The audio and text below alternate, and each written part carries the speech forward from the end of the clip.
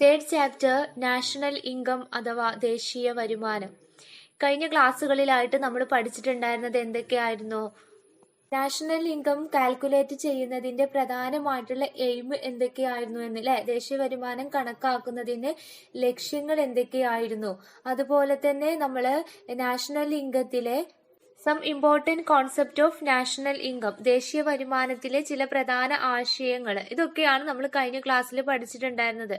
ആ സമയത്ത് നമ്മൾ GNP അഥവാ ഗ്രോസ് നാഷണൽ പ്രൊഡക്റ്റ്, GDP അഥവാ ഗ്രോസ് ഡൊമസ്റ്റിക് പ്രൊഡക്റ്റ്, NNP അഥവാ നെറ്റ് നാഷണൽ പ്രൊഡക്റ്റ്, അതുപോലെ പെർ ക്യാപിറ്റ ഇൻകം അഥവാ പ്രതിശീർഷ വരുമാനം, പിന്നെ നമ്മൾ എന്തായിരുന്നു പഠിച്ചിട്ടുണ്ടായിരുന്നത്? ഇത്രയൊക്കെ കാര്യങ്ങളായിരുന്നു നമ്മൾ കഴിഞ്ഞ ക്ലാസ്സിൽ നമ്മൾ പഠിച്ചിട്ടുണ്ടായിരുന്നത്. Third chapter. ഇനി നമുക്ക് പഠിക്കാനുള്ളത് how to calculate the national income, ദേശീയ വരുമാനം കണക്കാക്കുന്നത് എങ്ങനെ. How to calculate the national income. നോക്കുക, നാഷണൽ ഇൻകത്തെ ബേസ് ചെയ്തിട്ടാണ് നമ്മുടെ കൺട്രിയുടെ എക്കണോമിക് കണ്ടീഷനെ നമ്മൾ കാൽക്കുലേറ്റ് ചെയ്യുന്നത്. എന്താ പറഞ്ഞത്? നമ്മുടെ ഈ നാഷണൽ ഇൻകത്തെ ബേസ് ചെയ്തിട്ടാണ് രാജ്യത്തിന്റെ എക്കണോമിക് കണ്ടീഷന് നമ്മൾ കാൽക്കുലേറ്റ് ചെയ്യുന്നത്, അല്ലെങ്കിൽ രാജ്യത്തിന്റെ സാമ്പത്തിക സ്ഥിതിയെ നമ്മൾ കണക്കാക്കുന്നത്. അങ്ങനെ വരുമ്പോ നമ്മുടെ കൺട്രിയിലെ എക്കണോമിക് പ്രോസ്പെരിറ്റിക്ക് അല്ലെങ്കിൽ സാമ്പത്തിക അഭിവൃദ്ധിക്ക് എന്താവശ്യമായിരിക്കും? പ്രൊഡക്ഷന് ആവശ്യമായിരിക്കില്ല. ഇൻക്രീസ് പ്രൊഡക്ഷന്, അതായത് ഉൽപാദനം വർദ്ധിപ്പിക്കേണ്ടത് നമുക്ക് അത്യാവശ്യമാണ്. ശ്രദ്ധിക്കുക, നാഷണൽ ഇൻകത്തെ ബേസ് ചെയ്തിട്ടാണ് നമ്മുടെ കൺട്രിയുടെ എക്കണോമിക് കണ്ടീഷന് അല്ലെങ്കിൽ സാമ്പത്തിക സ്ഥിതി നമ്മൾ കാൽക്കുലേറ്റ് ചെയ്യുന്നത്. അങ്ങനെ വരുമ്പോ നമ്മുടെ കൺട്രിക്ക് എക്കണോമിക് പ്രോസ്പെരിറ്റി ഉണ്ടാവണമെങ്കിൽ, എക്കണോമിക് പ്രോസ്പെരിറ്റി എന്ന് പറയുമ്പോൾ സാമ്പത്തിക അഭിവൃദ്ധി ഉണ്ടാവണമെങ്കിൽ ഇൻക്രീസ് പ്രൊഡക്ഷന്, അതായത് ഉൽപാദനം എന്ത് ചെയ്യണം? വർദ്ധിക്കേണ്ടത് നമുക്ക് അത്യാവശ്യമാണ്. ഈ ഉൽപാദന ഘടകങ്ങള് അല്ലെങ്കിൽ പ്രൊഡക്ഷൻ ഫാക്ടേഴ്സ് എന്ന് പറയുന്നത് land, lab, capital and organisation ആണ്. ലാൻഡ്, ലാബ്, ക്യാപിറ്റൽ, ഓർഗനൈസേഷന് പ്രൊഡക്ഷൻ ഫാക്ടേഴ്സ് ആണ്, അല്ലെങ്കിൽ ഫാക്ടേഴ്സ് ഫോർ പ്രൊഡക്ഷൻ ആണ്. ഏതൊക്കെയെന്ന് പറയുന്നത്? ലാൻഡ്, ലാബ്, ക്യാപിറ്റൽ, ഓർഗനൈസേഷന് ഭൂമി, അതുപോലെ തന്നെ തൊഴില്, മൂലധനം, സംഘാടനം. ഓക്കെ, ഈ ലാൻഡ്, ലാബ്, ക്യാപിറ്റൽ, ഓർഗനൈസേഷന് എന്നീ പ്രൊഡക്ഷൻ ഫാക്ടേഴ്സിലൂടെയാണ് നമുക്ക് എന്തുണ്ടാകുന്നത്? പ്രൊഡക്ഷൻ ഫാക്ടേഴ്സിലൂടെയാണ് നമുക്ക് റിവാർഡ് ലഭിക്കുന്നത്, അല്ലെങ്കിൽ പ്രതിഫലം ലഭിക്കുന്നത്. പ്രൊഡക്ഷൻ ഫാക്ടേഴ്സ് ഏതൊക്കെയാന്നാ പറഞ്ഞത്? ലാൻഡ് അഥവാ ഭൂമി, ലാബ് അഥവാ തൊഴില്, ക്യാപിറ്റൽ അഥവാ മൂലധനം, ഓർഗനൈസേഷൻ അഥവാ സംഘാടനം. ഇനി നെക്സ്റ്റ് പോയിന്റ് നോക്കുക. നമ്മൾ പറഞ്ഞു ഈ 4 ഫാക്ടേഴ്സിൽ നിന്നാണ്, പ്രൊഡക്ഷൻ ഫാക്ടേഴ്സിൽ നിന്നാണ് നമുക്ക് എന്ത് ലഭിക്കുന്നത്? റിവാർഡ് അല്ലെങ്കിൽ പ്രതിഫലം നമുക്ക് ഇൻക്രീസ് ചെയ്യാൻ സാധിക്കുന്നത് എന്നല്ലേ. അപ്പോ ഈ ഫാക്ടേഴ്സിൽ നിന്നുള്ള റിവാർഡുകൾ ഏതൊക്കെയാണെന്ന് നമുക്കൊന്ന് നോക്കാം. The increase in reward such as rent, wage, interest and profit. Rent, wage, rent എന്ന് പറഞ്ഞിട്ടുണ്ടെങ്കിൽ പാട്ടം, വേജ് കൂലി, ഇൻട്രസ്റ്റ് പലിശ, പ്രോഫിറ്റ് ലാഭം. ഇവിടെ നോക്കുക, ശ്രദ്ധിച്ചു നോക്കുക. നമുക്കറിയാം ഭൂമിയിൽ നിന്ന് നമുക്ക് കിട്ടുന്നത് എന്താണ്? പാട്ടമാണ് അല്ലെ. ലാൻഡിൽ നിന്ന് നമുക്ക് കിട്ടുന്നത് റെന്റ് ആണ്. ഓക്കെ, അതുപോലെ തന്നെ ലാബർ, തൊഴിലിൽ നിന്ന് തൊഴിലെടുത്താൽ നമുക്ക് കിട്ടുന്നത് എന്താണ്? വേജ് ആണ്, അല്ലെങ്കിൽ കൂലിയാണ്. ഇനി നോക്കുക, ക്യാപിറ്റൽ അല്ലെങ്കിൽ മൂലധനം നിക്ഷേപിച്ചാൽ നമുക്ക് കിട്ടുന്നത് എന്താണ്? റെന്റ് ആണ്, അല്ലെങ്കിൽ പലിശയാണ്. ഇനി ഒരു ഓർഗനൈസേഷൻ ആവട്ടെ, അല്ലെങ്കിൽ സംഘാടനത്തിൽ നിന്ന് നമുക്ക് കിട്ടുന്നത് എന്താണ്? ലാഭമാണ്, അല്ലെങ്കിൽ പ്രോഫിറ്റ് ആണ്. അപ്പൊ ഈ 4 ഫാക്ടേഴ്സിൽ നിന്നും നമുക്ക് കിട്ടുന്ന റിവാർഡുകളുമാണ് നമ്മളിപ്പോ നോക്കിയത്. 4 ഫാക്ടേഴ്സ് ഏതൊക്കെയാണ്? ലാൻഡ്, ഭൂമി, ലാബ്, തൊഴില്, ക്യാപിറ്റൽ, മൂലധനം, ഓർഗനൈസേഷൻ, സംഘാടനം. അവയിൽ നിന്ന് കിട്ടുന്ന റിവാർഡുകളാണ് ഏതൊക്കെയാന്ന് പറയുന്നത്? റെന്റ് അഥവാ പാട്ടം, വേജ് അഥവാ കൂലി, ഇൻട്രസ്റ്റ് അഥവാ പലിശ, പ്രോഫിറ്റ് അഥവാ ലാഭം. അപ്പോൾ land, labour, capital, organisation, rent, wage, interest, profit. ലാൻഡിൽ നിന്നും റെന്റ് കിട്ടുന്നു, അതുപോലെ തന്നെ ലേബറിൽ നിന്നും വേജ് കിട്ടുന്നു, ക്യാപിറ്റലിൽ നിന്നും ഇൻട്രസ്റ്റ് കിട്ടുന്നു, ഓർഗനൈസേഷനിൽ നിന്നും പ്രോഫിറ്റ് കിട്ടുന്നു. നോക്കുക, production income and expenditure are related. ഉൽപാദനവും വരുമാനവും ചെലവും തമ്മിൽ പരസ്പരം എന്താണ്? റിലേറ്റഡ് ആണ്, അല്ലെങ്കിൽ ബന്ധപ്പെട്ട് കിടക്കുന്നതാണ്. അതായത് നാഷണൽ ഇൻകം കാൽക്കുലേറ്റ് ചെയ്യുന്ന സമയത്ത് നമ്മൾ യൂസ് ചെയ്യുന്ന 3 രീതികളുണ്ട്, 3 മെത്തേഡ്സുകളുണ്ട്. നാഷണൽ ഇൻകം കാൽക്കുലേറ്റ് ചെയ്യുന്നതിനുള്ള 3 മെത്തേഡ്സുകളുണ്ട്. അവ ഏതൊക്കെയാണെന്ന് നോക്കാം. ഒന്ന് ഏതാണ്? പ്രൊഡക്റ്റ് മെത്തേഡ് അഥവാ ഉൽപാദന രീതി. സെക്കൻഡ് ഇൻകം മെത്തേഡ് അഥവാ വരുമാന രീതി. തേർഡ് എക്സ്പെൻഡിച്ചർ മെത്തേഡ് അഥവാ ചെലവ് രീതി. 3 മെത്തേഡുകളാണ് നമ്മൾ നാഷണൽ ഇൻകം കാൽക്കുലേറ്റ് ചെയ്യുന്ന സമയത്ത് യൂസ് ചെയ്യുന്നത്. ഫസ്റ്റ് മെത്തേഡ് പ്രൊഡക്റ്റ് മെത്തേഡ് അഥവാ ഉൽപാദന രീതി, സെക്കൻഡ് ഇൻകം മെത്തേഡ് അഥവാ വരുമാന രീതി, തേർഡ് എക്സ്പെൻഡിച്ചർ മെത്തേഡ് അഥവാ ചെലവ് രീതി. ഓക്കെ, അവയില് ഫസ്റ്റത്തേതാണ് ഏതെന്ന് പറയുന്നത്? പ്രൊഡക്റ്റ് മെത്തേഡ് അല്ലെങ്കിൽ ഉൽപാദന രീതി എന്ന് പറയുന്നത്. എന്താണ് പ്രൊഡക്റ്റ് മെത്തേഡ് എന്ന് നമുക്ക് നോക്കാം. പ്രൊഡക്റ്റ് മെത്തേഡ് എന്ന് പറയുന്നത് പ്രൈമറി, സെക്കൻഡറി ആൻഡ് ടെറിട്ടറി സെക്ടറിൽ നിന്ന്, പ്രൈമറി പ്രാഥമിക മേഖല, സെക്കൻഡറി ദ്വിതീയ മേഖല, അതുപോലെ തന്നെ ടെറിട്ടറി അഥവാ ദ്വിതീയ മേഖല, ഇങ്ങനെയുള്ള ഈ 3 സെക്ടേഴ്സിൽ നിന്നും, പ്രൈമറി, സെക്കൻഡറി, ടെറിട്ടറി സെക്ടേഴ്സിൽ നിന്നും പ്രൊഡ്യൂസ് ചെയ്യുന്ന അല്ലെങ്കിൽ ഉൽപ്പാദിപ്പിക്കപ്പെടുന്ന ഗുഡ്സിന്റെയും സർവീസിന്റെയും, സാധനങ്ങളുടെയും സേവനങ്ങളുടെയും മണി വാല്യൂ അല്ലെങ്കിൽ പണമൂല്യമാണ്. പണമൂല്യം കാൽക്കുലേറ്റ് ചെയ്തിട്ടാണ് നമ്മൾ എന്ത് ചെയ്യുന്നത്? പണമൂല്യം കണക്കാക്കിയിട്ട് നാഷണൽ ഇൻകം കാൽക്കുലേറ്റ് ചെയ്യുന്ന മെത്തേഡാണ് പ്രൊഡക്റ്റ് മെത്തേഡ് എന്ന് പറയുന്നത്. Once again, primary, secondary, territory, പ്രാഥമിക, ദ്വിതീയ, തൃതീയ സെക്ടേഴ്സിലെ മേഖലകളില് പ്രൊഡ്യൂസ് ചെയ്യുന്ന ഗുഡ്സിന്റെയും സർവീസിന്റെയും മണി വാല്യൂ കണ്ടെത്തിയിട്ട് നാഷണൽ ഇൻകം കാൽക്കുലേറ്റ് ചെയ്യുന്ന രീതിയെ അല്ലെങ്കിൽ മെത്തേഡിനെയാണ് പ്രൊഡക്റ്റ് മെത്തേഡ് അല്ലെങ്കിൽ ഉൽപാദന രീതി എന്ന് പറയുന്നത്. ഈ ഒരു പ്രൊഡക്റ്റ് മെത്തേഡ് വളരെ യൂസ്ഫുൾ ആയിട്ടുള്ള ഒരു കാര്യം എന്ന് പറയുന്നത്, each useful for assessing the contribution of each of these sectors toward the national income, and it is also used to analyze which sectors contributed the most of national income. എന്താ പറയുന്നതെന്ന് വെച്ചാൽ, ദേശീയ വരുമാനത്തിൽ അല്ലെങ്കിൽ നാഷണൽ ഇൻകത്തില് ഈ ഇത്തരത്തിലുള്ള വിവിധ സെക്ടേഴ്സിൽ നിന്നുള്ള കോൺട്രിബ്യൂഷന് എത്രത്തോളം ഉണ്ടെന്നും അതുപോലെ തന്നെ ഏത് സെക്ടറാണ് കൂടുതൽ കോൺട്രിബ്യൂട്ട് ചെയ്യുന്നതെന്നും വിലയിരുത്തുന്നതിന് പ്രൊഡക്റ്റ് മെത്തേഡ് എന്താണ്? വളരെ ഹെൽപ്ഫുൾ ആണ്. ഒന്നും കൂടി പറയാം, നാഷണൽ ഇൻകത്തിന്റെ കാര്യത്തില് ഏത് സെക്ടേഴ്സിൽ നിന്നാണ് കൂടുതൽ കോൺട്രിബ്യൂഷൻ ഉള്ളത് എന്നും അതുപോലെ തന്നെ ഏത് സെക്ടേഴ്സിൽ നിന്നാണ് കൂടുതൽ പങ്കാളിത്തം എന്ന് നോക്കുന്നതിനും ഈ ഒരു പ്രൊഡക്റ്റ് മെത്തേഡ് വളരെ യൂസ്ഫുൾ ആണ്. നാഷണൽ ഇൻകം കാൽക്കുലേറ്റ് ചെയ്യുന്നതിന്റെ നെക്സ്റ്റ് മെത്തേഡാണ് അല്ലെങ്കിൽ സെക്കൻഡ് മെത്തേഡാണ് ഇൻകം മെത്തേഡ് അല്ലെങ്കിൽ വരുമാന രീതി. നമുക്കറിയുന്ന ഒരു കാര്യമാണ്, പ്രൊഡക്ഷന്റെ ഫാക്ടേഴ്സിന് നമുക്ക് കിട്ടുന്ന റിവാർഡാണ് ഇൻകം എന്ന് പറയുന്നത് അല്ലെ. അതായത് നമ്മൾ ഉൽപ്പാദിപ്പിക്കുന്ന ഘടകങ്ങൾക്ക്, ഫാക്ടേഴ്സിന് നമുക്ക് കിട്ടുന്ന പ്രതിഫലമാണ് എന്ത്? വരുമാനം എന്ന് പറയുന്നത്. ഇൻകം മെത്തേഡ് എന്ന് പറയുന്നത് നമ്മൾ നേരത്തെ പറഞ്ഞിട്ടുണ്ടായിരുന്നു, പ്രൊഡക്ഷൻ ഫാക്ടേഴ്സിന്റെ റിവാർഡുകൾ നമ്മൾ നേരത്തെ പറഞ്ഞിട്ടുണ്ടായിരുന്നില്ലേ? ഏതൊക്കെയായിരുന്നു അത്? റെന്റ്, വേജ്, ഇൻട്രസ്റ്റ്, പ്രോഫിറ്റ് അഥവാ പാട്ടം, വേതനം, പലിശ, ലാഭം. ഇങ്ങനെ ഈ 4 ഫാക്ടേഴ്സിനെയും ബേസ് ചെയ്തിട്ട് നാഷണൽ ഇൻകം കാൽക്കുലേറ്റ് ചെയ്യുന്ന മെത്തേഡാണ് ഇൻകം മെത്തേഡ് എന്ന് പറയുന്നത്. ഒരു തവണയും കൂടി പറയാം, പ്രൊഡക്ഷൻ ഫാക്ടേഴ്സ് ആയിട്ടുള്ള റെന്റ്, വേജ്, ഇൻട്രസ്റ്റ്, പ്രോഫിറ്റ് എന്നിവയെ ബേസ് ചെയ്ത് national income calculate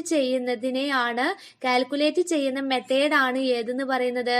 income method അല്ലെങ്കിൽ വരുമാന രീതി. ഈ രീതി വളരെ യൂസ്ഫുൾ ആയിട്ടുള്ള ഒരു കാര്യം എന്ന് പറയുന്നത് അല്ലെങ്കിൽ ഹെൽപ്ഫുൾ ആയിട്ടുള്ള ഒരു കാര്യം എന്തെന്ന് വെച്ചാല് contribution of each factors of production to the national income. ദേശീയ വരുമാനത്തിലുള്ള സംഭാവന വേർതിരിച്ച് അറിയാൻ ഓരോ ഉൽപാദന ഘടകത്തിന്റെയും ദേശീയ വരുമാനത്തിലുള്ള സംഭാവന കോൺട്രിബ്യൂഷന് വേർതിരിച്ചറിയാൻ ഈ രീതി വളരെ പോസിബിൾ ആണ്. നാഷണൽ ഇൻകം കാൽക്കുലേറ്റ് ചെയ്യുന്നതിനുള്ള തേർഡ് മെത്തേഡാണ് എക്സ്പെൻഡിച്ചർ മെത്തേഡ് അഥവാ ചെലവ് രീതി. എക്സ്പെൻഡിച്ചർ മെത്തേഡ് അഥവാ ചെലവ് രീതി. എന്താണ് എക്സ്പെൻഡിച്ചർ മെത്തേഡ് എന്ന് നോക്കാം. എ പെർട്ടിക്കുലർ ഇയർ അഥവാ ഒരു പെർട്ടിക്കുലർ ഇയറില് അല്ലെങ്കിൽ ഒരു വർഷത്തില് ഒരു ഇൻഡിവിജ്വലോ അല്ലെങ്കിൽ ഫേമുകളോ, ഇൻഡിവിജ്വൽ എന്ന് പറഞ്ഞാല് വ്യക്തികള്, അതുപോലെ തന്നെ സ്ഥാപനങ്ങള് ആൻഡ് ഗവൺമെന്റ് സർക്കാരുകളും ടോട്ടലി എക്സ്പെൻഡിച്ചർ അതായത് ടോട്ടലി ചെലവഴിക്കുന്ന എമൗണ്ട് എത്രയാണെന്ന് കണ്ടെത്തി അതുവഴി നാഷണൽ ഇൻകം കാൽക്കുലേറ്റ് ചെയ്യുന്ന രീതിയാണ് എക്സ്പെൻഡിച്ചർ മെത്തേഡ് എന്ന് പറയുന്നത്. ഒരു തവണയും കൂടി പറയാം. ഒരു പെർട്ടിക്കുലർ ഇയറില് ഒരു ഇൻഡിവിജ്വല്, അതുപോലെ തന്നെ ഫേമുകള്, സ്ഥാപനങ്ങള് ആൻഡ് ഗവൺമെന്റ് സർക്കാരുകള് എന്നിവയുടെ എക്സ്പെൻഡിച്ചർ കാൽക്കുലേറ്റ് ചെയ്ത് നാഷണൽ ഇൻകം കാൽക്കുലേറ്റ് ചെയ്യുന്ന മെത്തേഡിനെ പറയുന്ന പേരാണ് എക്സ്പെൻഡിച്ചർ മെത്തേഡ്. ഒരു വർഷത്തില് വ്യക്തികളും സ്ഥാപനങ്ങളും സർക്കാരും ആകെ ചെലവഴിക്കുന്ന തുക കണ്ടെത്തുക വഴി ദേശീയ വരുമാനം കണക്കാക്കുന്നതാണ് ഏതുകൊണ്ട് ഉദ്ദേശിക്കുന്നത്? എക്സ്പെൻഡിച്ചർ മെത്തേഡ് അല്ലെങ്കിൽ ചിലവ് രീതി കൊണ്ട് ഉദ്ദേശിക്കുന്നത്. എക്കണോമിക്സില് അല്ലെങ്കിൽ സാമ്പത്തിക ശാസ്ത്രത്തില് ഗുഡ്സും അതുപോലെ തന്നെ സർവീസുകളും സാധനങ്ങളും സേവനങ്ങളും നമ്മൾ വാങ്ങുന്നതിന്റെ കൂടെ തന്നെ നമ്മൾ ഇൻവെസ്റ്റ് ചെയ്യുന്ന എമൗണ്ട് ഉണ്ടല്ലോ, നിക്ഷേപ ചെലവ്, അതും നമ്മൾ എന്തായിട്ടാണ് കണക്കാക്കുന്നത്? എക്സ്പെൻഡിച്ചർ ആയിട്ടാണ് എക്കണോമിക്സിൽ കണക്കാക്കുന്നത്. നോക്കുക, എക്കണോമിക്സില് ഗുഡ്സും സർവീസും നമ്മൾ പർച്ചേസ് ചെയ്യുന്നതിന്റെ ചെലവിനോട് കൂടെ തന്നെ എന്തും കൂടി ഇൻവെസ്റ്റ് ചെയ്യുന്ന എമൗണ്ടും എന്തായിട്ടാണ് കണക്കാക്കുന്നത്? എക്സ്പെൻഡിച്ചർ ആയിട്ടാണ് അല്ലെങ്കിൽ എക്സ്പെൻസ് ആയിട്ടാണ് കണക്കാക്കുന്നത്. അതായത് consumption expenditure, investment expenditure and government expenditure. Consumption expenditure അഥവാ ഉപഭോഗ ചെലവ്, ഇൻവെസ്റ്റ് എക്സ്പെൻഡിച്ചർ അഥവാ നിക്ഷേപ ചെലവ്, ഗവൺമെന്റ് എക്സ്പെൻഡിച്ചർ അഥവാ സർക്കാർ ചെലവ്. ഇങ്ങനെയുള്ള ഈ 3 ചെലവ് കൂടി ചേരുമ്പോഴാണ് എന്ത് കിട്ടുന്നത്? ടോട്ടൽ എക്സ്പെൻഡിച്ചർ അഥവാ ആകെ ചെലവ് നമുക്ക് ലഭിക്കുന്നത്. എക്സ്പെൻഡിച്ചർ മെത്തേഡ് മനസ്സിലായെന്ന് വിചാരിക്കുന്നു. ഇനി നോക്കുക, നമ്മൾ 3 മെത്തേഡുകളാണ് പറഞ്ഞത് അല്ലെ? നാഷണൽ ഇൻകം കണക്കാക്കുന്നതിനുള്ള 3 മെത്തേഡുകളാണ് പറഞ്ഞത്. First method product method, second income method, third expenditure method. ഉൽപാദന രീതി, വരുമാന രീതി, ചിലവ് രീതി. എന്നാൽ ഒരു കാര്യം പറയട്ടെ, ഈ 3 മെത്തേഡുകളിൽ ഏതിന്റെ ബേസിൽ നമ്മൾ കാൽക്കുലേറ്റ് ചെയ്താലും, ഏത് ബേസിൽ നമ്മൾ നാഷണൽ ഇൻകം കാൽക്കുലേറ്റ് ചെയ്താലും നാഷണൽ ഇൻകം എങ്ങനെ തന്നെ കിട്ടുക? സെയിം ആയിട്ട് തന്നെയാണ് കിട്ടുക. സെയിം റിസൾട്ട് ആയിരിക്കും ഉണ്ടാവുക. Estimation of national income using any of 3 method will give the same result. ഈ 3 മെത്തേഡിൽ നമ്മൾ കാൽക്കുലേറ്റ് ചെയ്താലും, നാഷണൽ ഇൻകം കാൽക്കുലേറ്റ് ചെയ്താലും നമുക്ക് കിട്ടുന്ന റിസൾട്ട് എന്തായിരിക്കും? സെയിം ആയിരിക്കും. National income. Next topic, difficulties in calculating national income of India. നമ്മുടെ ഇന്ത്യയുടെ ദേശീയ വരുമാനം കണക്കാക്കുന്നതിനുള്ള പ്രയാസങ്ങൾ എന്തൊക്കെയാണ്? Difficulties in calculating national income of India. നോക്കുക, നമ്മുടെ ഇന്ത്യയിലെ നാഷണൽ ഇൻകം കണക്കാക്കുന്നതിനുള്ള അല്ലെങ്കിൽ എസ്റ്റിമേറ്റ് ചെയ്യുന്നതിനുള്ള ഒഫീഷ്യൽ ഏജൻസിയാണ് ഏതെന്ന് പറയുന്നത്? CSO അല്ലെങ്കിൽ സെൻട്രൽ സ്റ്റാറ്റിസ്റ്റിക്കൽ ഓഫീസ്. നമ്മുടെ ഇന്ത്യയുടെ നാഷണൽ ഇൻകം എസ്റ്റിമേറ്റ് ചെയ്യുന്നതിനുള്ള ഒഫീഷ്യൽ ആയിട്ടുള്ള സർക്കാർ ഏജൻസിയാണ് ഏത്? CSO അല്ലെങ്കിൽ സെൻട്രൽ സ്റ്റാറ്റിസ്റ്റിക്കൽ ഓഫീസ് എന്ന് പറയുന്നത്. സിഇഒ അല്ലെങ്കിൽ സെൻട്രൽ സ്റ്റാറ്റിസ്റ്റിക്കൽ ഓഫീസ് എസ്റ്റിമേഷന് പ്രധാനമായിട്ടും മെയിനായിട്ടും എസ്റ്റിമേഷന് നടത്തുന്നത് ഗവൺമെന്റിന്റെ ഡെവലപ്മെന്റ് ആക്ടിവിറ്റീസ് അതുപോലെ തന്നെ പ്ലാനിംഗ് പർപ്പസിനൊക്കെ വേണ്ടിയിട്ടുള്ള കാര്യങ്ങൾ നോക്കാനാണ്. മുഖ്യമായിട്ടും മെയിനായിട്ടും ഗവൺമെന്റിന്റെ പ്ലാനിംഗ് അതുപോലെ തന്നെ ഡെവലപ്മെന്റ് ആക്ടിവിറ്റീസുകൾ കണക്കാക്കാൻ വേണ്ടിയിട്ടാണ് CSO എന്ത് ചെയ്യുന്നത്, കണക്കെടുപ്പ് നടത്തുന്നത്, എസ്റ്റിമേഷന് മെയിനായിട്ടും നടത്താറുള്ളത്. ഈ സിഇഒയുടെ എസ്റ്റിമേഷന് അല്ലെങ്കിൽ കണക്കെടുപ്പുകൾ ഹെൽപ്പ് ചെയ്യുന്ന ഒരു കാര്യം എന്താന്ന് വെച്ചിട്ടുണ്ടെങ്കിൽ നമ്മുടെ എംപ്ലോയ്മെന്റ് സെക്ടേഴ്സ് അതുപോലെ തന്നെ ടൈപ്സ് ഓഫ് എംപ്ലോയ്മെന്റ്, അതായത് ജനങ്ങള് ഏർപ്പെട്ടിരിക്കുന്ന ജോലി അതുപോലെ തന്നെ ജോലിയുടെ മേഖലകൾ ഏതാണ്, ഇതൊക്കെ അറിയുന്നതിന് നമുക്ക് അണ്ടർസ്റ്റാൻഡ് ചെയ്യാന് അല്ലെങ്കിൽ നമുക്ക് മനസ്സിലാക്കുവാന് എന്തിന്റെ കണക്കെടുപ്പ് സഹായിക്കാറുണ്ട്, CSOയുടെ എസ്റ്റിമേഷന് സഹായിക്കാറുണ്ട്. നമ്മുടെ ഇന്ത്യനെ സംബന്ധിച്ചിടത്തോളം നമ്മൾ പറഞ്ഞല്ലോ ഈ നാഷണൽ ഇൻകം കാൽക്കുലേറ്റ് ചെയ്യുന്നതിനുള്ള മെത്തേഡുകൾ. അപ്പൊ നമ്മുടെ ഇന്ത്യനെ സംബന്ധിച്ചിടത്തോളം ഈ 3 മെത്തേഡുകളിലും നമ്മൾ എന്ത് ചെയ്യാറുണ്ട്, നാഷണൽ ഇൻകം കണക്കാക്കാറുണ്ട്. ഏതൊക്കെ മെത്തേഡുകളാണ്? Product method, income method, expenditure method, ഉൽപാദന രീതി, വരുമാന രീതി, ചിലവ് രീതി. അപ്പൊ നമ്മൾ ഇപ്പോ പഠിച്ചിട്ടുണ്ട് അത് എന്താണ് CSO എന്നാണ് അല്ലെ, സെൻട്രൽ സ്റ്റാറ്റിസ്റ്റിക്കൽ ഓഫീസ്. എന്താണ് CSO? ഇന്ത്യയില് നമ്മുടെ നാഷണൽ ഇൻകം കാൽക്കുലേറ്റ് ചെയ്യുന്നതിന് വേണ്ടിയിട്ടുള്ള സർക്കാർ ഏജൻസിയാണ്, ഒഫീഷ്യൽ ഏജൻസിയാണ് ഏത്, CSO അല്ലെങ്കിൽ സെൻട്രൽ സ്റ്റാറ്റിസ്റ്റിക്കൽ ഓഫീസ്. ഇത് പ്രധാനമായിട്ടും മെയിനായിട്ടും എസ്റ്റിമേഷൻ നടത്തുന്നത് എന്തിനു വേണ്ടിയിട്ടാണ്? ഗവൺമെന്റിന്റെ പ്ലാനിംഗ് അതുപോലെ തന്നെ ഡെവലപ്മെന്റ് ആക്ടിവിറ്റീസുകൾ എസ്റ്റിമേഷൻ നടത്തുന്നതിന് വേണ്ടിയിട്ടാണ്. അതുപോലെ ഇത് ഹെൽപ്ഫുൾ ആയിട്ടുള്ള ഒരു കാര്യം എന്ന് പറയുന്നത് എംപ്ലോയ്മെന്റ് സെക്ടേഴ്സ് അതുപോലെ തന്നെ ടൈപ്പ് ഓഫ് എംപ്ലോയ്മെന്റ്, ഇങ്ങനെയുള്ള കാര്യങ്ങളൊക്കെ മനസ്സിലാക്കാന്, തൊഴിലാളികളെയും അതുപോലെ തന്നെ തൊഴിൽ മേഖലകളുടെയും കാര്യങ്ങൾ അണ്ടർസ്റ്റാൻഡ് ചെയ്യാന് അല്ലെങ്കിൽ മനസ്സിലാക്കാന് എന്ത് സഹായിക്കുന്നുണ്ട്? CSO സഹായിക്കുന്നുണ്ട്. അതേപോലെ നമ്മൾ പറഞ്ഞു ഇന്ത്യയിൽ പ്രധാനമായിട്ടും 3 മെത്തേഡിലൂടെയാണ് നാഷണൽ ഇൻകം എന്ത് ചെയ്യുന്നത്, കാൽക്കുലേറ്റ് ചെയ്യുന്നത് അല്ലെ. പ്രൊഡക്റ്റ് മെത്തേഡ് അഥവാ ഉൽപാദന രീതി, ഇൻകം മെത്തേഡ് അഥവാ വരുമാന രീതി, എക്സ്പെൻഡിച്ചർ മെത്തേഡ് അഥവാ ചിലവ് രീതി. നമുക്കറിയാം നമ്മൾ എന്തിനു വേണ്ടിയിട്ടാണ് നാഷണൽ ഇൻകം കാൽക്കുലേറ്റ് ചെയ്യുന്നത്? നമ്മുടെ കൺട്രിയുടെ എക്കണോമിക്കൽ സ്റ്റാറ്റസ് അല്ലെ, സാമ്പത്തികമായിട്ടുള്ള സ്ഥിതി എങ്ങനെയാണെന്ന് മനസ്സിലാക്കുന്നതിന് വേണ്ടിയിട്ടാണ് നമ്മൾ എന്ത് ചെയ്യുന്നത്, നമ്മൾ നാഷണൽ ഇൻകം കാൽക്കുലേറ്റ് ചെയ്യുന്നത്. അതുപോലെ തന്നെ മറ്റ് കൺട്രീസുമായിട്ട് നമ്മുടെ കൺട്രീനെ കമ്പയർ ചെയ്യുന്നതിന് വേണ്ടിയിട്ടാണ് അല്ലെ, എക്കണോമിക് ഗ്രോത്ത് മനസ്സിലാക്കുന്നതിനൊക്കെ വേണ്ടിയിട്ടാണ് നാഷണൽ ഇൻകം നമ്മൾ കാൽക്കുലേറ്റ് ചെയ്യുന്നത്. പക്ഷെ നമ്മുടെ നാഷണൽ ഇൻകം കാൽക്കുലേറ്റ് ചെയ്യുന്നതിന് എന്തുണ്ട്, ഒരുപാട് ഡിഫിക്കൽട്ടീസ് ഉണ്ട് അല്ലെങ്കിൽ പ്രയാസങ്ങളുണ്ട്. ഓക്കെ അല്ലേ? ഒരുപാട് പ്രയാസങ്ങൾ എന്തിനുണ്ട്, നാഷണൽ ഇൻകം കാൽക്കുലേറ്റ് ചെയ്യുന്ന സമയത്തുണ്ട്. അപ്പൊ എന്തൊക്കെയാണ്, അതായത് ആ ഒരു ഡിഫിക്കൽട്ടീസ് എന്തൊക്കെയാണെന്ന് നോക്കാം. നാഷണൽ ഇൻകം കാൽക്കുലേറ്റ് ചെയ്യുമ്പോഴുള്ള ഇഷ്യൂസ് ആണ് കേട്ടോ. ഫസ്റ്റത്തെ പോയിന്റ് നോക്കുക. Lack of reliable statistical data creates difficulty in estimating national income. വിശ്വാസയോഗ്യമായ സ്ഥിതിവിവര കണക്കിന്റെ അഭാവം ദേശീയ വരുമാനം കണക്കാക്കുന്നതിന് പ്രായോഗികമായ വൈഷമ്യം ഉണ്ടാക്കുന്നു. അതായത് നമുക്ക് കിട്ടുന്ന ഡാറ്റകൾ എന്ന് പറയുന്നത് അല്ലെങ്കിൽ നമുക്ക് കിട്ടുന്ന വിവരങ്ങൾ എന്ന് പറയുന്നത് അതെന്താവണമെന്നില്ല, റിലേവബിൾ ആവണം എന്നില്ല, അതായത് വിശ്വാസയോഗ്യമാവണം എന്നില്ല. അപ്പോ എന്താവും, നമുക്ക് കിട്ടുന്ന ആ ഒരു കണക്ക് അല്ലെങ്കിൽ ഡാറ്റയിൽ എന്തുണ്ടാവാം, പിഴവുകൾ സംഭവിക്കാം. അതുകൊണ്ട് തന്നെ നാഷണൽ ഇൻകം കാൽക്കുലേറ്റ് ചെയ്യുന്നതിന് ഇച്ചിരി ഡിഫിക്കൽട്ടീസ് എവിടെയുണ്ട്, സ്റ്റാറ്റിസ്റ്റിക്കൽ ഡാറ്റ കളക്ട് ചെയ്യുന്നിടത്തുണ്ട്.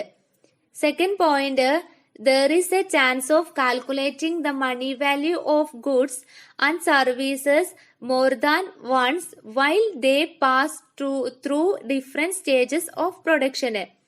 അതായത് നമ്മുടെ ഉൽപാദന പ്രക്രിയയുടെ 3 ഘട്ടങ്ങളിലൂടെ കടന്നു പോകുമ്പോൾ അതായത് ശ്രദ്ധിക്കുക, പ്രൊഡക്ഷന്റെ ഡിഫറെന്റ് സ്റ്റേജസിലൂടെ, ഉൽപാദനത്തിന്റെ വ്യത്യസ്തമായിട്ടുള്ള സ്റ്റേജസിലൂടെ പാസ് ചെയ്തു പോകുമ്പോൾ ഗുഡ്സിന്റെയും സർവീസസിന്റെയും മണി വാല്യൂ നമ്മൾ ഒരു പക്ഷേ ഒന്നിലധികം തവണ കാൽക്കുലേറ്റ് ചെയ്യാനുള്ള ചാൻസ് ഉണ്ട്. സെക്കൻഡ് പോയിന്റ് ഒന്നുകൂടി ശ്രദ്ധിക്കുക, പ്രൊഡക്ഷന്റെ ഡിഫറെന്റ് സ്റ്റേജസിലൂടെ നമ്മൾ കടന്നു പോകുന്ന അല്ലെങ്കിൽ പാസ് ചെയ്യുന്ന സമയത്ത് ഗുഡ്സിന്റെയും സർവീസസിന്റെയും മണി വാല്യൂ നമ്മൾ ഒന്നിൽ കൂടുതൽ തവണ കാൽക്കുലേറ്റ് ചെയ്യാൻ എന്തുണ്ട്, സാധ്യതയുണ്ട്. ഓക്കെ, അപ്പോഴും നമുക്ക് കിട്ടുന്ന ആ ഒരു നാഷണൽ ഇൻകത്തിന്റെ കണക്ക് കാൽക്കുലേറ്റ് ചെയ്യുമ്പോഴുള്ള എമൗണ്ടിൽ എന്ത് വരും, വേരിയേഷന് സംഭവിക്കും. Third point, services of house wife is not include in national income. നമ്മുടെ ഹൗസ് വൈഫുകൾ ഉണ്ടല്ലോ, അതായത് വീട്ടമ്മമാര്, ഗാർഹിക ജോലി ചെയ്യുന്ന വീട്ടമ്മമാര് അവരുടെ ദേശീയ വരുമാനത്തിൽ കണക്കാക്കുന്നില്ല. ഈ വീട്ടമ്മമാര് ചെയ്യുന്ന ജോലി എന്ന് പറയുന്നത് ഗാർഹിക ജോലി, അതായത് ഹൗസിൽ വീടുകളിൽ ചെയ്യുന്ന ജോലി, അതെന്തായിട്ട് കണക്കാക്കുന്നില്ല, നാഷണൽ ഇൻകത്തില് അല്ലെങ്കിൽ ദേശീയ വരുമാനത്തില് കണക്കാക്കുന്നില്ല. Fourth point, the production of goods for self consumption is not include in the estimation of national income. Example, vegetable garden at home. എന്താ ഇവിടെ പറയുന്നത്, നമ്മൾ നമ്മുടെ സ്വന്തം ഉപഭോഗത്തിന് വേണ്ടിയിട്ട് അല്ലെ, സെൽഫ് കൺസംപ്ഷന് വേണ്ടിയിട്ട് അല്ലെങ്കിൽ സ്വന്തം ഉപഭോഗത്തിന് വേണ്ടിയിട്ട് മാത്രം നമ്മൾ ഒരു പക്ഷേ നമ്മൾ എന്ത് ചെയ്യാറുണ്ട്, പ്രൊഡക്റ്റ് ചെയ്യാറുണ്ട് അല്ലെ, ഗുഡ്സുകൾ നമ്മൾ പ്രൊഡ്യൂസ് ചെയ്യാറുണ്ട് അല്ലെ. ഇങ്ങനെ പ്രൊഡ്യൂസ് ചെയ്യുന്ന പ്രൊഡക്റ്റുകളെ എന്ത് ചെയ്യുന്നില്ല, ദേശീയ വരുമാനത്തില് അല്ലെങ്കിൽ നാഷണൽ ഇൻകം കണക്കാക്കുമ്പോൾ കൺസിഡർ ചെയ്യുന്നില്ല അല്ലെങ്കിൽ പരിഗണിക്കുന്നില്ല. മനസ്സിലായല്ലോ, നമ്മൾ നമ്മുടെ വീടുകളിലൊക്കെ ഉൽപ്പാദിപ്പിച്ചെടുക്കുന്ന പ്രൊഡ്യൂസ് ചെയ്യുന്ന നമുക്ക് സെൽഫ് കൺസംപ്ഷന് വേണ്ടിയിട്ട് സ്വന്തം ഉപഭോഗത്തിന് വേണ്ടിയിട്ട് പ്രൊഡ്യൂസ് ചെയ്യുന്ന ഉൽപ്പന്നങ്ങളെ നാഷണൽ ഇൻകത്തിൽ എന്ത് ചെയ്യുന്നില്ല, നാഷണൽ ഇൻകം കാൽക്കുലേറ്റ് ചെയ്യുന്ന സമയത്ത് അതില് ഇൻക്ലൂഡ് ചെയ്യുന്നില്ല അല്ലെങ്കിൽ ഉൾപ്പെടുത്തുന്നില്ല. അതിന്റെ എക്സാമ്പിൾ ആണ് നമ്മൾ വീടുകളിൽ ഉണ്ടാക്കുന്ന വെജിറ്റബിൾ ഗാർഡന്, അതായത് പച്ചക്കറി തോട്ടം. Fifth point, ignorance and illiteracy of the people create problem in collecting statistical data. നമ്മുടെ ചുറ്റുമുള്ള നിരക്ഷരരായിട്ടുള്ള ജനങ്ങള്, ഇല്ലിറ്ററസി ആയിട്ടുള്ള പീപ്പിള് അല്ലെ, നിരക്ഷരരായിട്ടുള്ള, അതായത് ഒരു ഭാഷ, ഒരു ലാംഗ്വേജ് പോലും എഴുതാനോ വായിക്കാനോ അറിയാത്ത വ്യക്തികള്, അങ്ങനെയുള്ളവര്, അതുപോലെ തന്നെ ഇഗ്നോറൻസസ്, അങ്ങനെ അറിവില്ലാത്തവര്, ഇങ്ങനെയുള്ള ആൾക്കാര് സ്റ്റാറ്റിസ്റ്റിക്കൽ ഡാറ്റ, സ്ഥിതിവിവര കണക്കുകൾ എടുക്കുന്നതിന് എന്ത് വരാറുണ്ട്, തടസ്സം വരാറുണ്ട്, ഇഗ്നോറൻസ് വരാറുണ്ട്.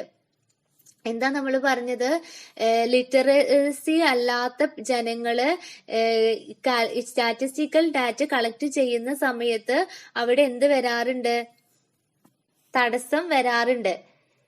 Next point, sixth point, the practical difficulty in assessing the money value of service impede the correct estimation of national income.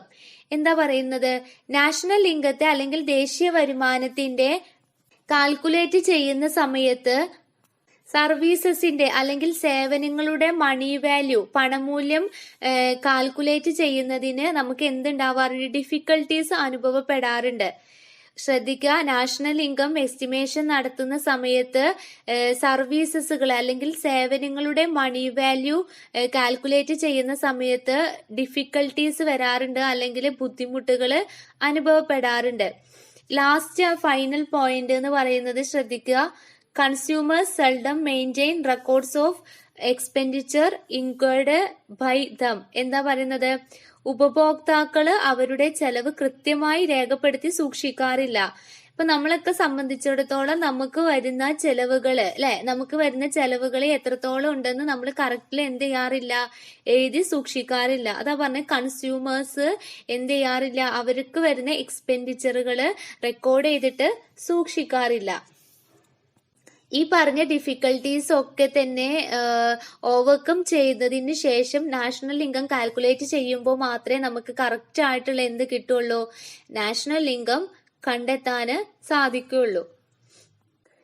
Once again, national income calculate ചെയ്യുമ്പോഴുള്ള ഇഷ്യൂസ് അല്ലെങ്കിൽ ഡിഫിക്കൽട്ടീസ് പെട്ടെന്ന് ശ്രദ്ധിക്കുക.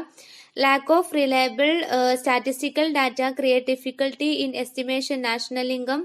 വിശ്വാസയോഗ്യമായ സ്ഥിതിവിവരക്കണക്കിന്റെ അഭാവം ദേശീയ വരുമാനം കണക്കാക്കുന്നതിന് പ്രായോഗിക വൈഷമ്യം ഉണ്ടാക്കുന്നു. Second point, there is a chance of calculating the money value of goods and services more than once while they pass through different stages of production. ഉൽപാദന പ്രക്രിയയുടെ വിവിധ ഘട്ടങ്ങളിലൂടെ കടന്നു പോകുമ്പോൾ ഒന്നിലധികം പ്രാവശ്യം സാധനങ്ങളും സേവനങ്ങളും പണമൂല്യം കണക്കാക്കപ്പെടാം. Third point, services of house wife is not include in national income. വീട്ടമ്മമാരുടെ ഗാർഹിക ജോലി ദേശീയ വരുമാനത്തിൽ കണക്കാക്കുന്നില്ല. Fourth point, the production of goods for self-consumption is not included in estimation of national income. Example, vegetable garden at home. സ്വന്തം ഉപഭോഗത്തിന് വേണ്ടി ഉൽപ്പാദിപ്പിക്കപ്പെടുന്നത് ദേശീയ വരുമാനം കണക്കാക്കുമ്പോൾ പരിഗണിക്കാറില്ല. ഉദാഹരണത്തില് വീട്ടിലെ പച്ചക്കറിത്തോട്ടം. Fifth point, ignorance and illiteracy of the people create problem in collecting statistical data. ജനങ്ങളുടെ നിരക്ഷരതയും അറിവില്ലായ്മയും സ്ഥിതിവിവര കണക്ക് എടുക്കുന്നതിന് തടസ്സം സൃഷ്ടിക്കുന്നു. Sixth point, the practical difficulty in assessing the money value of service impede the correct estimation of national income. സേവനങ്ങളുടെ പണമൂല്യം കണക്കാക്കുന്നതിനുള്ള പ്രായോഗിക ബുദ്ധിമുട്ട് ശരിയായ ദേശീയ വരുമാനം കണക്കാക്കുന്നതിനെ ബാധിക്കുന്നു. Last point, the practical difficulty in assessing the money value of consumers seldom maintain records of expenditure incurred by them. ഉപഭോക്താക്കൾ അവരുടെ ചെലവ് കൃത്യമായി രേഖപ്പെടുത്തി സൂക്ഷിക്കാറില്ല. നമുക്കറിയാം.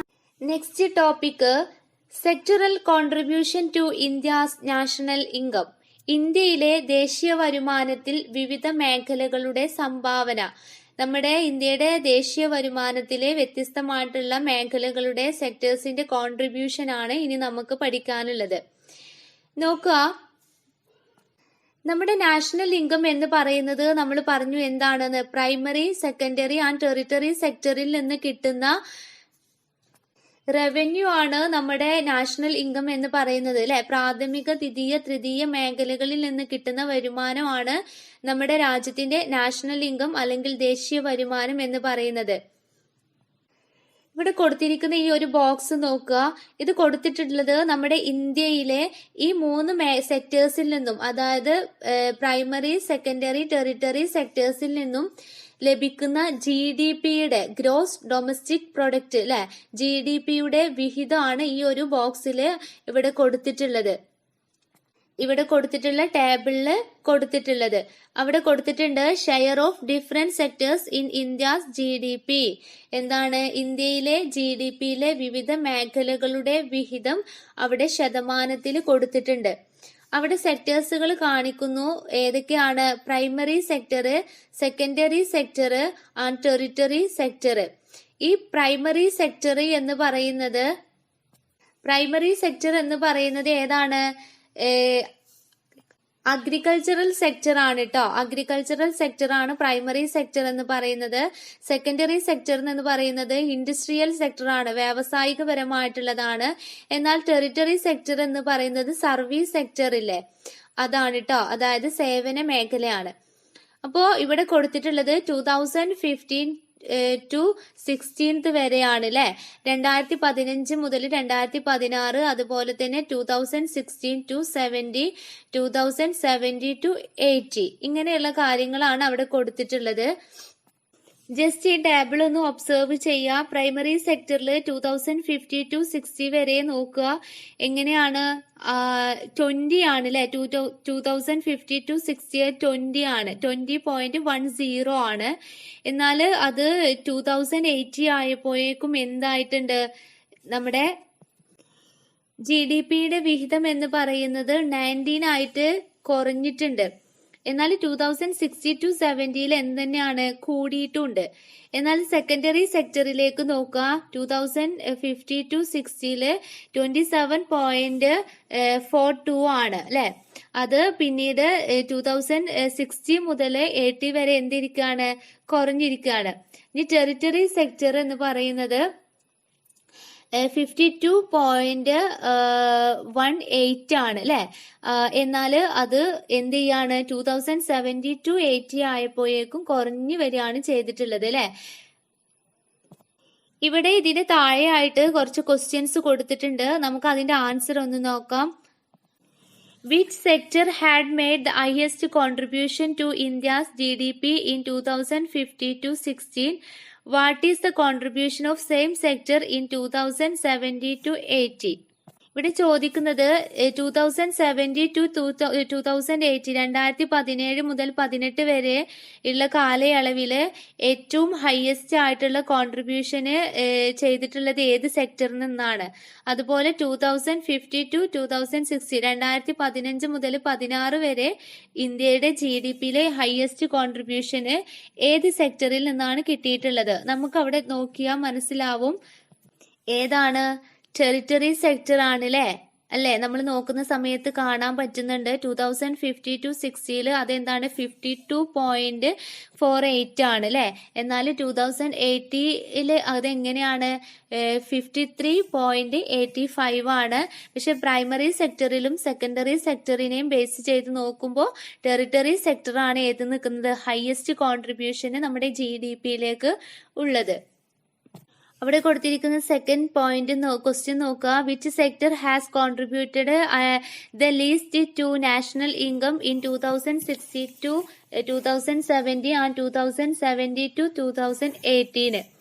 2017-18 വർഷങ്ങളിലും 2016-17 വർഷങ്ങളില് ദേശീയ വരുമാനത്തിലേക്ക് ഏറ്റവും കുറവ് വിഹിതം നൽകിയത് ഏത് മേഖലയാണെന്നാണ് ചോദിക്കുന്നത്. നോക്കുന്ന സമയത്ത് നമുക്ക് മനസ്സിലാവുന്നുണ്ട് പ്രൈമറി സെക്ടർ ആണ് വളരെ കുറഞ്ഞ രീതിയിൽ എന്ത് ചെയ്തിട്ടുള്ളത് നാഷണൽ ഇൻകത്തിലേക്ക് കോൺട്രിബ്യൂട്ട് ചെയ്തിട്ടുള്ളത് അല്ലെ. എന്നാൽ സെക്കൻഡറി സെക്ടർ പ്രൈമറി സെക്ടറിനേക്കാൾ എത്രയുണ്ട് ഒരു 7 പോയിന്റ് അധികം ഉണ്ട് അല്ലെ. എന്നാൽ ലാസ്റ്റ് ക്വസ്റ്റ്യൻ നോക്കുക. What is the position of the industrial sector in 2050-60 60-70 and 70-80? 2015 മുതൽ 16 16 മുതൽ 17 17 മുതൽ 18 എന്നീ വർഷങ്ങളിലെ വ്യവസായ മേഖല ഇൻഡസ്ട്രിയൽ സെക്ടർ ഏതു സ്ഥാനത്താണ് നിൽക്കുന്നത് എന്നതാണ്. ഇൻഡസ്ട്രിയൽ സെക്ടർ അഥവാ സെക്കൻഡറി സെക്ടർ ആണല്ലോ. അപ്പോൾ ഇൻഡസ്ട്രിയൽ സെക്ടർ എവിടെയാണ് നിൽക്കുന്നത് 2050-60 നോക്കുകയാണെങ്കിൽ 27.42 ആണ്. എന്നാൽ 2060-70 ആയപ്പോഴേക്കും 26.88 ആണ്. അപ്പൊ എന്തായിട്ടുണ്ട് അവിടെ കുറഞ്ഞു പോയിട്ടുണ്ട് അല്ലെ.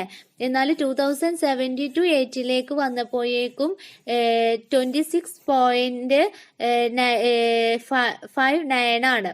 അവിടെയും എന്താവുകയാണ് ചെയ്തിട്ടുള്ളത് കുറഞ്ഞു വരികയാണ് ചെയ്തിട്ടുള്ളത്. അതായത് നമ്മുടെ ഇൻഡസ്ട്രിയൽ സെക്ടർ എങ്ങനെയാണ് കോൺട്രിബ്യൂഷന് കുറഞ്ഞു വരികയാണ് ചെയ്തിട്ടുള്ളത് അല്ലെ. 2050-2080 വരെ നോക്കുന്ന സമയത്ത് 2050യേക്കാൾ 2080 എത്തിയപ്പോഴേക്കും ഇൻഡസ്ട്രിയൽ സെക്ടറിലെ കോൺട്രിബ്യൂഷൻ എന്തായി ഡിക്രീസ് ആയി.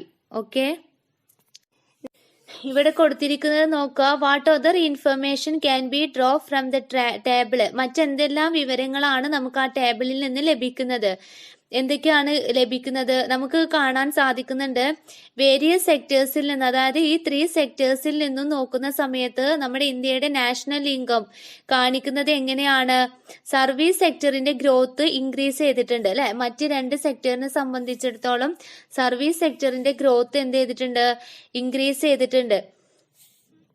അഗ്രികൾച്ചറൽ സെക്ടറിൽ നിന്നും ഇൻഡസ്ട്രിയൽ സെക്ടറിനെയും ബേസ് ചെയ്ത് നോക്കുന്ന സമയത്ത് അല്ലെങ്കിൽ കമ്പയർ ചെയ്യുന്ന സമയത്ത് സർവീസ് സെക്ടർ എന്ത് ചെയ്തിട്ടുണ്ട്? ഗ്രോത്ത് ഇൻക്രീസ് ആയിട്ടുണ്ട്. എന്നാൽ secondary and tertiary sectors have come to contributed more to the national income than the primary sector. Primary sector അഥവാ കാർഷിക മേഖലയാണല്ലോ. അതായത് പ്രൈമറി സെക്ടർ പ്രാഥമിക മേഖലയേക്കാൾ കൂടുതൽ നാഷണൽ ഇൻകത്തിലേക്ക് കോൺട്രിബ്യൂട്ട് ചെയ്യുന്നത് ഏതന്നെയാണ്? സെക്കൻഡറിയും ടെറിട്ടറി സെക്ടറുകളാണ്, ദ്വിതീയ തൃതീയ മേഖലകളാണ്. ഇതൊക്കെയാണ് നമുക്ക് ആ ഒരു ബോക്സിൽ നിന്ന് എന്ത് ചെയ്യാൻ പറ്റുന്നത്? കണ്ടെത്താനും സാധിക്കുന്നത്. അവിടെ നോക്കുന്ന സമയത്ത് നമുക്ക് മനസ്സിലാക്കാൻ സാധിക്കും. എന്ത് മനസ്സിലാക്കാൻ പറ്റും? മറ്റ് 2 സെക്ടേഴ്സിനെ ബേസ് ചെയ്തിട്ട് അല്ലെങ്കിൽ കമ്പയർ ചെയ്ത് നോക്കുന്ന സമയത്ത് ടെർഷ്യറി സെക്ടേഴ്സിന്റെ ഗ്രോത്ത് എത്രത്തോളം ഉണ്ടെന്ന് നമുക്ക് എന്ത് ചെയ്യാൻ പറ്റുന്നുണ്ട്? ടേബിൾ നോക്കിയിട്ട് നമുക്ക് കണ്ടെത്താൻ സാധിക്കുന്നുണ്ട് അല്ലേ? അതുപോലെ തന്നെ ആ ഒരു ടേബിൾ ഒബ്സർവ് ചെയ്യുന്ന സമയത്ത് നമുക്ക് മനസ്സിലാക്കാൻ പറ്റുന്ന ഒരു കാര്യം എന്താന്ന് വെച്ചാല് എഡ്യൂക്കേഷണൽ ഇൻസ്റ്റിറ്റ്യൂഷൻസ്, ഹോസ്പിറ്റലുകള്, അതുപോലെ തന്നെ അഡ്വാൻസ്മെന്റ് ഇൻ ബാങ്കിങ്, ഇൻഷുറൻസ്, ടെലികമ്മ്യൂണിക്കേഷന്, ഇങ്ങനെയുള്ള കാര്യങ്ങളൊക്കെ തന്നെ, അതായത് വിദ്യാഭ്യാസ സ്ഥാപനങ്ങള്, ആശുപത്രികള്, അതുപോലെ തന്നെ ബാങ്കിങ്, ഇൻഷുറൻസ്, വാർത്താവിനിമയം എന്നീ സെക്ടേഴ്സുകളെ മുന്നേറ്റം എന്ന് പറയുന്നത്, എന്നീ സെക്ടേഴ്സിന്റെ ഗ്രോത്ത്, വളർച്ച എന്തിലേക്ക് ഹെൽപ്പ് ചെയ്തിട്ടുണ്ട്? ടെർഷ്യറി സെക്ടറിലേക്ക് ഹെൽപ്പ് ചെയ്തിട്ടുണ്ട് അല്ലെ? ടെർഷ്യറി സെക്ടറിന്റെ ഗ്രോത്തിലേക്ക് ഹെൽപ്പ് ചെയ്തിട്ടുണ്ട്. എന്നാല് മറ്റ് പ്രൈമറി സെക്ടറുകള്, അതുപോലെ തന്നെ സെക്കൻഡറി സെക്ടറും എന്തായിട്ടുണ്ട്? ഡിഗ്രീസ് ആയിട്ടുണ്ട് അല്ലെ? ഗ്രോത്ത് ഡിഗ്രീസ് ആയിട്ടുണ്ട്. അതുപോലെ തന്നെ നമ്മൾ പീപ്പിള് കൂടുതൽ വില്ലിങ് ആവുന്നതാണ് ഏതെന്ന് പറയുന്നത് transport and tourism. Economic growth, സാമ്പത്തികമായിട്ടുള്ള വളർച്ചയുള്ളത് കൊണ്ട് തന്നെ പീപ്പിള് വളരെ വില്ലിങ് ആയിട്ട് നിൽക്കുന്നത് ഏതിലാണ്? Transport and ടൂറിസത്തിലാണ്. ഗതാഗതത്തിലും വിനോദസഞ്ചാരത്തിലുമാണ് ജനങ്ങൾ കൂടുതൽ തയ്യാറാകുന്നത്. അതുപോലെ തന്നെ development of knowledge based industries, അതായത് അറിവ് അധിഷ്ഠിതമായിട്ടുള്ള ഇൻഡസ്ട്രീസ്, വ്യവസായങ്ങൾ വികസിച്ചതോട് കൂടിയിട്ട് അതും ടെർഷ്യറി സെക്ടേഴ്സിന്റെ ഗ്രോത്തിലേക്ക് സഹായമായിട്ടുണ്ട്. അപ്പൊ ഇങ്ങനെ ഈ ഒരു ടേബിൾ നോക്കുന്ന സമയത്ത് നമുക്ക് മനസ്സിലാക്കാൻ പറ്റുന്ന ഒരു കാര്യം എന്താണ്? പ്രൈമറി സെക്ടറും സെക്കൻഡറി സെക്ടറും എന്താവുകയാണ് ചെയ്തിട്ടുള്ളത്? ഗ്രോത്ത് ഡിഗ്രീസ് ആവുകയാണ് ചെയ്തിട്ടുള്ളത്. എന്നാൽ ടെർഷ്യറി സെക്ടർ എന്ന് പറയുന്ന തേർഡ് സെക്ടർ അല്ലെ? തേർഡ് സെക്ടർ, സർവീസ് സെക്ടർ എന്താവുകയും ചെയ്തിട്ടുണ്ട്? ഗ്രോത്ത് ഇൻക്രീസ് ആവുകയും ചെയ്തിട്ടുണ്ട്. അതിന്റെ പ്രധാനമായിട്ടുള്ള കാരണം എന്ന് പറഞ്ഞിട്ടുള്ളത് എഡ്യൂക്കേഷണൽ ഇൻസ്റ്റിറ്റ്യൂഷൻസ്, അതുപോലെ തന്നെ ഹോസ്പിറ്റൽസ്, ബാങ്കിങ്, ഇൻഷുറൻസ്, ടെലികമ്മ്യൂണിക്കേഷന് എന്നീ സെക്ടേഴ്സിലുള്ള ഗ്രോത്ത് ആണ് ടെർഷ്യറി സെക്ടേഴ്സിന്റെ ഗ്രോത്തിലേക്ക് സഹായിച്ചിട്ടുള്ളത്. Okay, next topic growth of knowledge sector അഥവാ അറിവ് അധിഷ്ഠിത വളർച്ച, അറിവ് അധിഷ്ഠിത മേഖലയുടെ വളർച്ച. നോളജ് സെക്ടർ അല്ലെങ്കിൽ അറിവ് അധിഷ്ഠിത മേഖല എന്ന് പറയുന്നത് നോളജും അതുപോലെ തന്നെ ടെക്നോളജിയും വളരെ എഫിഷ്യന്റ് ആയിട്ട് യൂസ് ചെയ്യുന്ന സെക്ടറാണ്. നോളജ് സെക്ടർ എന്ന് പറയുന്നത് നോളജും അതുപോലെ തന്നെ ടെക്നോളജിയും വളരെ എഫിഷ്യന്റ്ലി ആയിട്ട് യൂസ് ചെയ്യുന്ന സെക്ടറാണ്. അതായത് അറിവും ടെക്നോളജി, സാങ്കേതിക വിദ്യയും ഫലപ്രദമായിട്ട് ഉപയോഗിക്കുന്ന ഒരു മേഖലയാണ് ഏതെന്ന് പറയുന്നത്?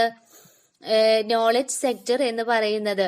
ഇന്ന് നമ്മുടെ today modern technology, information and communication possibilities ഒക്കെ ഇന്ന് നോളജ് എക്കണോമി എന്ന ഒരു രീതിയിലേക്ക് എന്തായിക്കൊണ്ടിരിക്കുകയാണ്?